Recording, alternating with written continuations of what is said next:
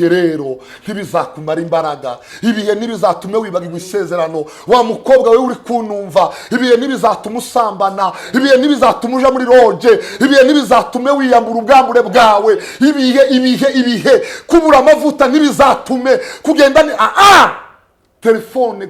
Abakobwa bari mu kugurisha ubusugi bwabo kubera iPhone.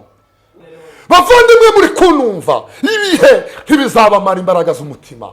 Ibihe intambara uri munyuramo, ingwara ufite niyamuda naho yakwica upfe, ariko ufana ibyiringiro naho twafata uzazuka. Paul yaravuze ngo yazuye Kristo izatuzura. Aravuga yandikira Abaroma, arababwira ngo intambara nizigiye gitoya, arababwira ngo ibyaremwe byose bitegerezanya amatsiko ngo kuzayishurirwa kw'abana b'Imana.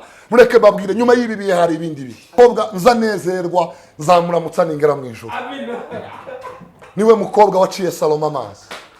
Mwabakobwa mwe abasitari bari mu kubagusha gute? Umusitari w'umupagani ari mu gusohokana umwana w'umukobwa w'umukristo ngo nuko ari superstar. Superstar utaba no muri Google. Ngo bagere iruhande rwa wa mukobwa bose barahagarara. Salomo abwira wa mukobwa ngo muko winuje mu zindi nshoreke. Mwibuke bavandimwe, nibwo bwa mbere Salomo yarabonye umuntu umuca amazi. Ndagira ngo mbabwire ubukristo bw'ukuri. Nibwo bwa mbere Salomo il était très intelligent. Yari umutunzi, yari superstar. Mwumve kuri aba bitwa ngo ni ba superstar nta kintu bafite. Bafite amazina ziri faranga, abandi bafite amafaranga ziri cubahiro. Salomo yari afite icubahiro. Number 2 yari afite ubwenge. Icya gatatu yari afite izina rifatika. Niwe mugabo Imana yahaye ubwenge kuruta abandi. Icya kabiri niwe mugabo wari ufite izina. Bibiliya ivuga ngo mu babuzawe n'abagore ntawe uzatunga nka Salomo. Yaragira ubwenge. Hariho abantu bafite amazina ziri ubwenge. Waganira n'icamamare ugasanga mu mutwe ni empty nta kirimo. Ndagira ngo mbabwire Salomo, umugabo wari utangaje ku isi. Umugabo wari ufite ubwenge, akagira n'inkoni yarakomeye. Niwe muntu wahanganye n'umwana w'umukobwa udafite ikintu amuca amazi. Ndagira ngo mbabwire ubukristo, umukobwa w'umukristo ugendana akamambiri azaca amazi, umugabo w'icuga dadi azamuca amazi, umugabo wawe utwara Range Rover ya 80 millions, umuntu udafite ikirato akamuca amazi. Ndagira ngo mbabwire ubukristo bwa confidence, butari ubukristo bwo gupapira budafashe. Umwana w'umukobwa yari ahagaze abona Salomo araje. Salomo n'abantu yagendanaga n'igikundi kinini. Salomo mu bintu yakundaga parfait. Yanyuraga ahantu wahanyura icumweru gishize ukamenya ko ari parfait, ari Salomo wahanyuze. Niwe muntu wahuye n'umukobwa yari agezweho, icamamare Salomo. Bibiliya iravuga ngo agere ku mukobwa aramubwira ngo mukobwa woja mu nshoreke. Umwana w'umukobwa araseka aramubwira ngo Salomo banyakubahwa, mwari mukoze kungirira icizere, ariko mfite isezerano nategereje, ni nayo mupenzi, ni nayo rafiki tuliyoagana. Mfite isezerano. Hari umuhungu twaganiriye ntabasha. Mureke mbabwire uru rugendo twakoze n'ugwa covenant. Hari ibyo tutemereye kugwamo, naho twaburaye, naho nta nkweto, naho nta mavuta yo kwisiga, naho nta makoti, naho tugenda n'ibirenge. Umuririmbyi yaravuze ngo naho twasangira n'ibishimbo, naho barya bagasigaza twebwe tukaburara. Dufite isezerano, dutegereje umwami wacu Yesu ko azaza. Harababwira ngo nk'akarungu mu mahwa, ngo ni umukunzi wanje ameze mu bakobwa muri kunumva, torero riri kunumva. Yesu yabwiye abigishwa be, arababwira ngo mumeze nk'intama ziri mu masega ryane.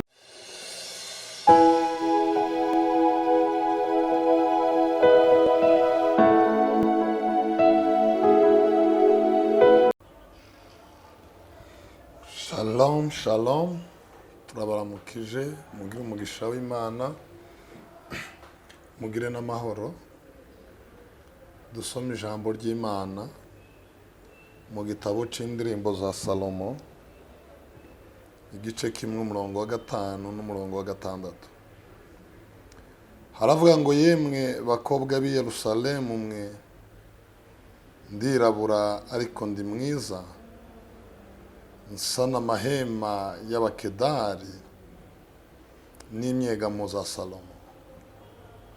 Mwe kundeba nabi nuko nirabura, ngwerega nabitewe n'izuba ryambabuye, ngwerega abahungu ba mama barandakariye bangiza umurinzi w'imizabibu, ariko uruzabibu rwanjye sinarurinze.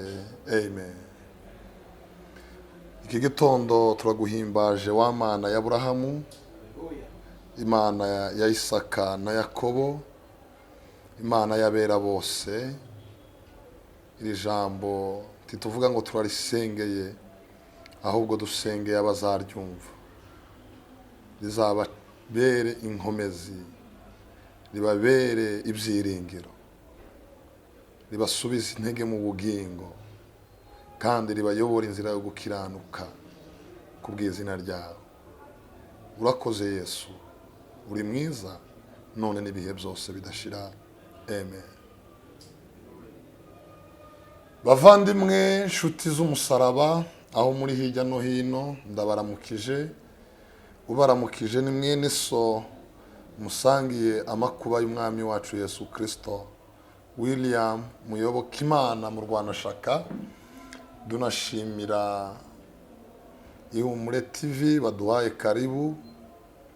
Wewe utarakora share kuri ino TV y'Ihumure, turagusaba kubikora kugira ngo ubwiza bw'Imana bukomeze busakara. Nanone kandi ngewe tuvugana namwe, nanjye mfite channel, ariko cyane nigishirizaho abantu uburyo umuntu atera imbere, umuntu agatunga, ibizana amafaranga, amahame atuma umuntu atunga.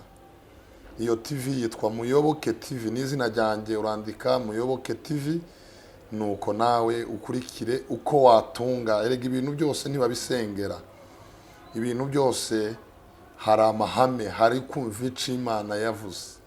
Bibiliya iravuga ngo kumvira kuruta ibitambo byokeje. Bavandimwe muri Kristo Yesu, ndagira ngo tuganire ijambo rivuga ngo ibihe ntibizakumara imbaraga z'umutima. Ibihe birahinduka, ariko ubu Kristo ubwo ntibujya buhinduka. Nifashishije inkuru dusomye mu gitabo c'indirimbo za Salomo. Iyi ni true story yabayeho y'umukobwa w'umushunemukazi. Ishunemu ni iruhande rw'imisozi y'Itabora, haruguru y'inyanja. Hanyuma abantu barahasuhukiye. Bibiliya iravuga ngo mu bahasuhukiye harimo umukobwa w'umwiraburakazi waje gukundana n'umuhungu nawe w'umusuhuke, ariko uwo muhungu nta mafaranga yari afite ahagije. Bibiliya iravuga ngo uwo musore aja gushaka akazi ko kuragira kugira ngo azagaruke akore ubukwe n'umukobwa.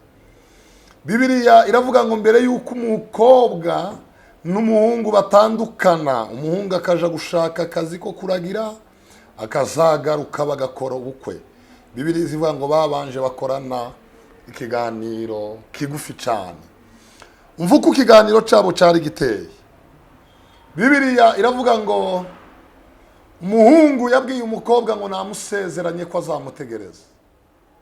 Aramubwira ngo nsezeranya uzantegereza, uzabibasha, untegereza.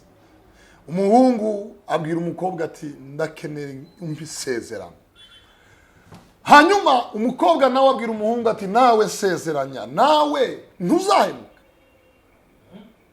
Nawe wa mukobwa we nihaza ibigusha uzihangana untegereza. Umukobwa aramubwira ati nzihangana, wa muhungu we nawe nsezeranya kuzagaruka. Abantu bari kunumva, habaho isezerano rimwe. Ayandi yose twita amasezerano ntabwo ari amasezerano, ahubwo ni ibintu bidukomeza mu rugendo. Kupitia vita tunazopitia, kubera intambara hari amajwi y'Imana ashaka gusa ko dukomera, ariko ntabwo ari amasezerano. Iyo Imana ikubwiye ngo uzaja Amerika, iyo si isezerano, kuko Imana ntizivana umuntu mu gihugu ngo imujane mu kindi. Iyo Imana ibwiye umuntu ngo nzaguha imodoka, iryo ntabwo ari isezerano. Iyo Imana ikubwiye ngo uzobyara abahungu n'abakobwa, ayo si amasezerano. Ariko simvuga ngo ni bibi, ni byiza ko Imana ibitubwira kugira ngo bidukomeze umutima, kugira ngo urugendo rukomeze. Iki kintu nkunda kukibwira. Iyo Imana ibitegereje muri mu rusengero muri abantu 100, Imana ikabwira umuntu umwe mu bantu 100 ngo mwana wanjye nzakugirira neza, twebwe duhita twumva ko uriya muntu ari w'Imana ikunze. Ariko mu by'ukuri si w'Imana ikunze kuruta abandi. Uzi ikintu kiba cyabaye? imana iba yamubonyemo gucika intege no kunanirwa, hanyuma ikamubwira ijwi ryayo kugira ngo imukomeze, imurestore, imwubake. Haleluya. Kugira ngo nawe ukomeze urugendo. Twagiye tuvukira mu biturage mu byaro, ba mama bakaduhereza ihamba. Hari ihamba ry'urugendo ariko ntabwo ari itike. Isezerano nshaka ko tuganira ni rimwe gusa. Asifiwe sana. Ni isezerano ryo gutegereza umwami wacu Yesu ko azaza. Yesu azaza. None azasanga ukimutegereje. Ilo ni swali. Haleluya.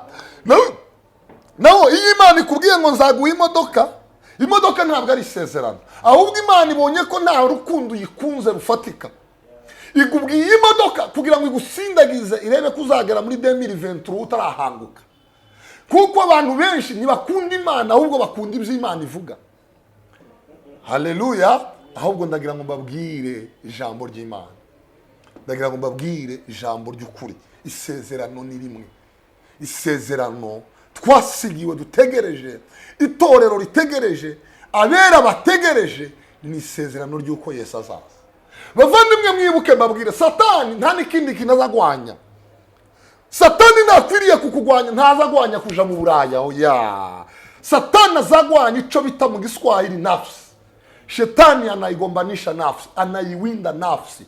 Shetani anawinda nafsi. Shetani ntabwo azawinda ubutunzi, kuko Satani yabonye ko ubutunzi bwawe aricyo kintu kizagufavoriza kuhanguka, aguhubukire, kuko azi ko nukira utazongera kugaruka imbere y'Imana. Rero Satani ntarwanya ubukire. Satani ntarwanya nimba abona ko amafaranga nuyabona ugahanguka arayaguha. Satani azarwanya ubugingo, nico kintu cyonyine Satani azarwanya. Ntarwanya kugira abana, arwanya kugira ubugingo. Rero ndagira ngo tuganire ijambo ry'ubugingo muri uyu munsi, abari kunumva. Yesu ashimwe cyane. Rero iyi ni true story, niyo dufataho ijambo ry'uyu munsi. Bibiliya iravuga ngo uyu mukobwa, umuhungu aramubwira ngo sezeranya, ese uzakomeza untegereze cyangwa uzapfa? Umukobwa abwira umuhungu sezeranya uzaza. Umva ingene Yesu yabwiye abigishwa be. Yarababwiye ngo ngiye kwa data kubategurira aho muzaba, kandi nzagaruka gutwara umugeni. Uyu mukobwa yambikwa impeta y'isezerano. Ndagira ngo babwire intambara y'isezerano, vita za agano, intambara z'isezerano. Satani ntazagwanya amasezerano twita ngo n'amasezerano. Aya ni amakuru adukomeza, ni amakuru adusubiza mu ibyiringiro. Iyo bakubwira ngo umugabo wawe yagutaye ariko agiye kugaruka, ni ukugira ngo wongere uryoherwe n'ubumana. Ariko iryo sezerano Satani ntazarigwanya. Satani arwanya isezerano by'uko Yesu azagaruka agasanga ukimutegereje. Ni iryo ryonyine Satani azarwanya. Umukobwa asezerana n'umuhungu. Umuhungu aragenda aja kuragira, umukobwa asigara amutegereje. Mwibuke Twitter ntazari zibaho, telefone ntazari zibaho, WhatsApp ntazari zibaho, bakoreshaga inzandiko.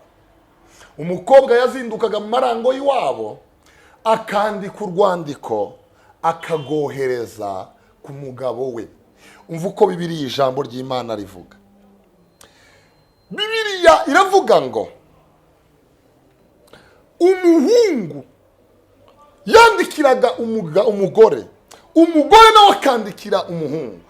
Igitondo kimwe umukobwa yagurutse iwabo, ari haruguru y'iwabo ategereje ko abona abantu baje kureba ahantu wa muhungu ari. Yagize gutya abona Salomo araje. Salomo yagendana n'ibintu nka 4. Yagendanaga n'ishorekeze 700, akagendana n'abasoda batoranijwe mu nzu za Israel, akagendana n'abasaza bazi ico gukora bafite inararibonye. Ngo bagere iruhande rwa wa mukobwa bose barahagarara. Salomo abwira wa mukobwa ngo muko winuje mu zindi nshoreke.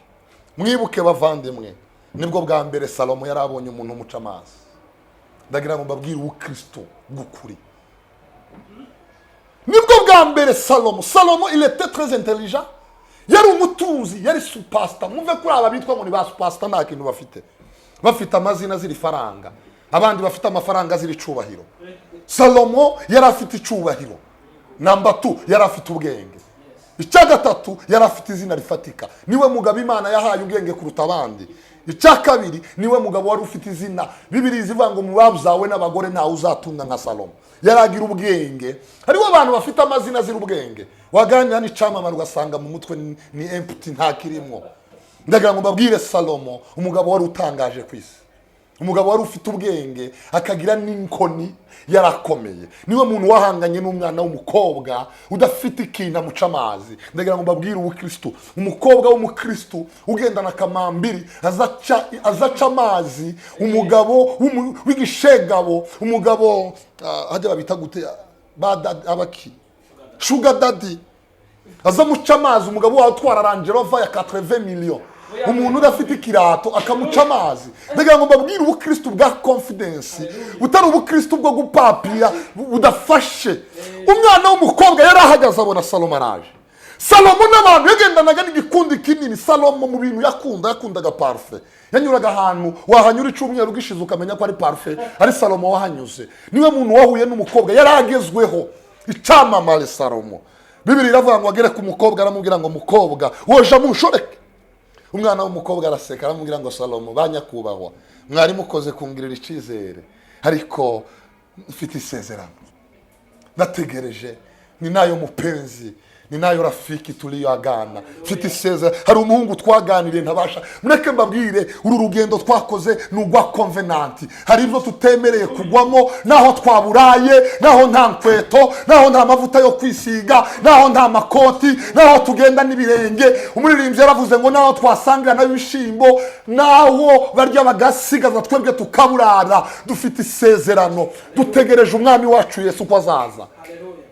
Bavandimwe ntimwikangishwe n'ababakangisha ibyo udafite. Dufite isezerano. Umwana w'umukobwa aramubwira ngo Salomo warukoze, Salomo warukoze, ariko mfite isezerano.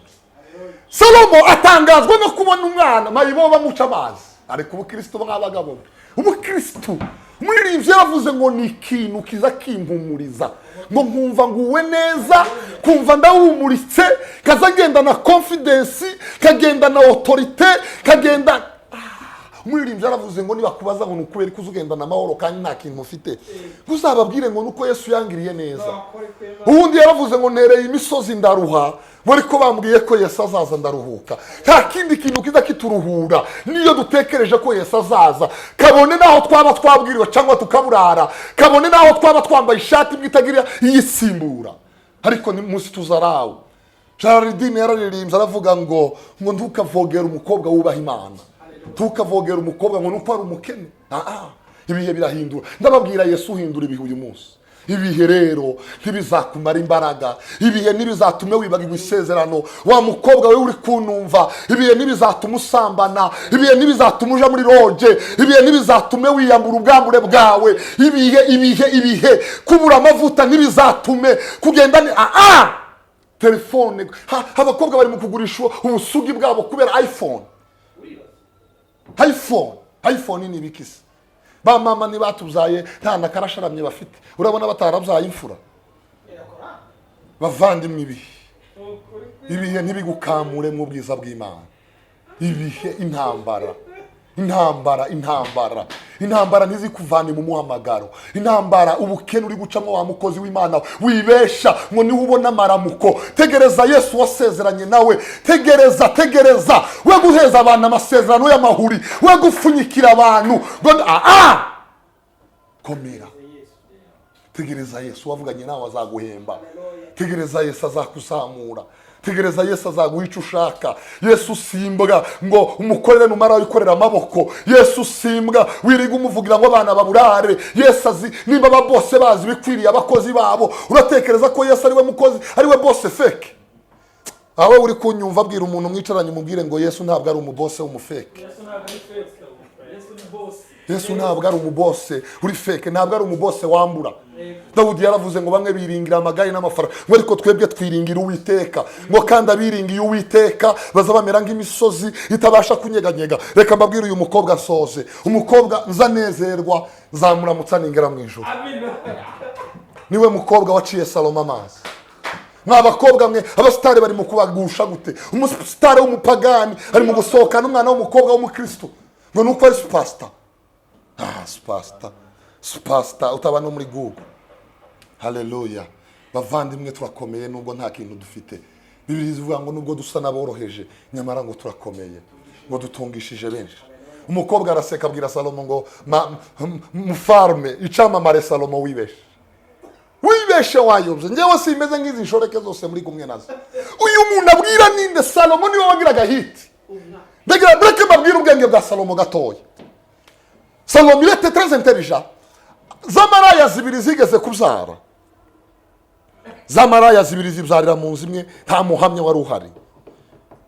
Bibiliya ivuga ngo maraya imwe ijyamira umwana wayo, ngo buce mu gitondo imwe yiba uwabo umwana. Ubwo rubanza rurazamuka muri Isiraheli, runyura mu nkiko zose, abacamanza bize bananirwa kuzica. Ubwo rubanza ruragenda rugera ku mwami Salomo. Salomo aragumviriza yumva nta muhamya rufite kandi nta bimenyetso bifatika.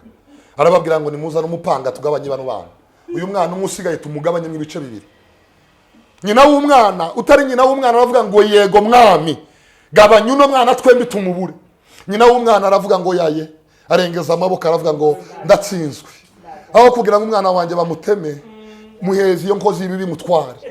Salomo aravuga ngo yemwe bagabo ba Yerusalemu, ngo nyina w'umwana n'ufite imbabazi, ngo naho iri bandi ni muri funge. Ubwenge bwa Salomo burakwira butangaza isi. Uyu ni umugabo cyari cyamamare gifite ubwenge. Ntabwo cyari cyamamare gusa, ntabwo hiti ya Salomo yari ya YouTube, yari yo mu mutwe, knowledge. Yari afite ubwenge, capacité intellectuelle yarakoraga neza. Ngo zatumye umugabekazi w'Isheba azamuka Yerusalemu, ngo aje kureba ubwenge bwa Salomo. Ngo agereyo ajana indabo zibiri, ururabo ruri naturel n'ururabo ruri artificiel. Aragenda agerageza Salomo bishira ku meza, abwira Salomo ngo nkenera kumenya ubwenge bwawe. Baravuze ngo ugira ubwenge, nagira ngo umbwire ururabo ruri naturel, umbwire n'ururabo ruri artificiel.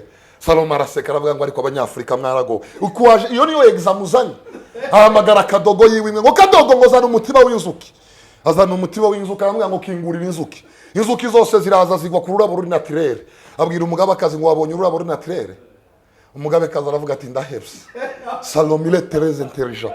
Ariko uyu mugabo w'icyamamare akana gatoya katazwi, kakarefije, kakirabura, kagasuhuke, kadafite from nowhere, katazi yo kakomotse, karamubwira ngo uranyitiranije. Ubu Kristo ni confidence. Confidence, autorité. Haleluya. Bwana Yesu asifiwe sana.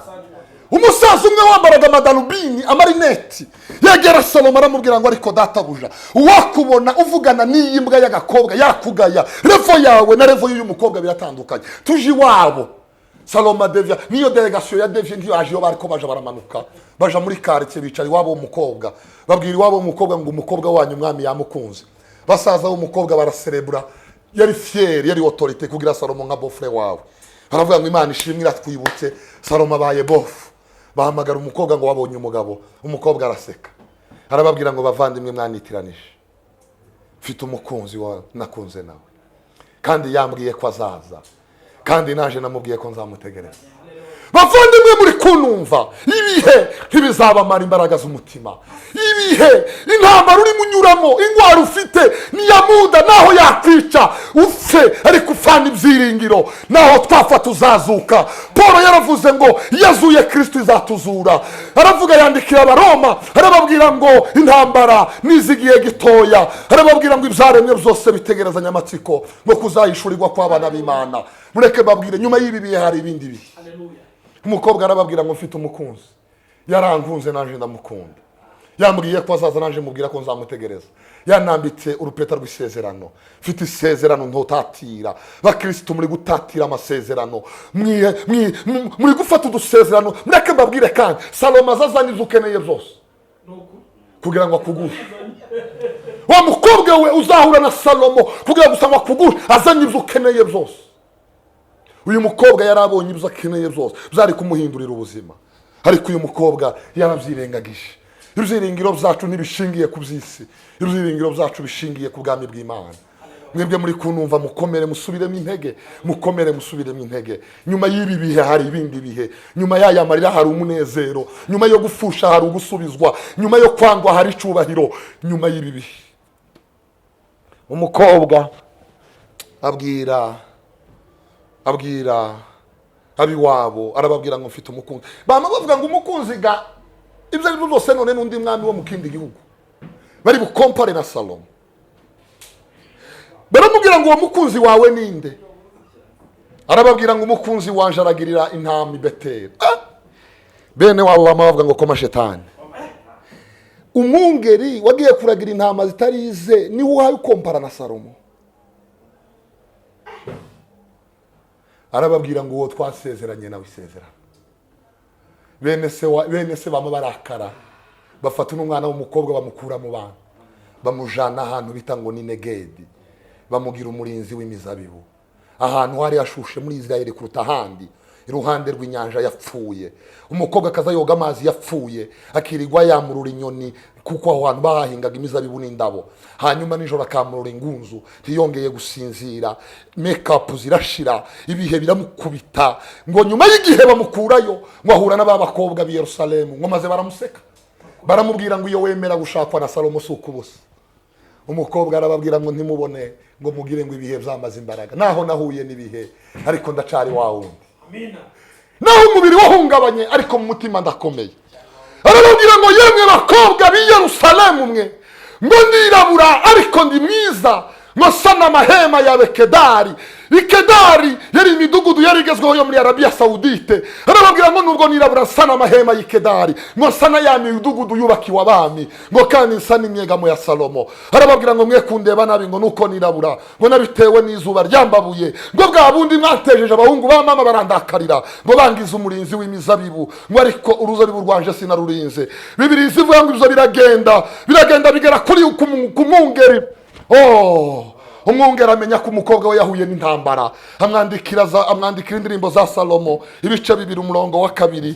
Arababwira ngo nk'akarungu mu mahwa, ngo niko umukunzi wanje ameze mu bakobwa muri kunumva, torero riri kunumva. Yesu yabwiye abigishwa be, arababwira ngo mumeze nk'intama ziri mu masega ryana. Yesu azi kuri muri karungu, azi kuri karungu iri mu mahwa, azi kuri mu bibazo, arabiza ayo makuru arazwi. Ariko aravuga ngo komera, wowe uri kunumva komera. Nimba ushaka kutugira inama, nimero yanje ni 078 6 7 2 urashiraho code prise de 50 7 8 6 7 2 3. Mfite na telefone nkoresha yo muri Kenya, ni prise 54 prise 254 7 9 55 38 57. Imana ibaheze umugisha. Amen. Shalom.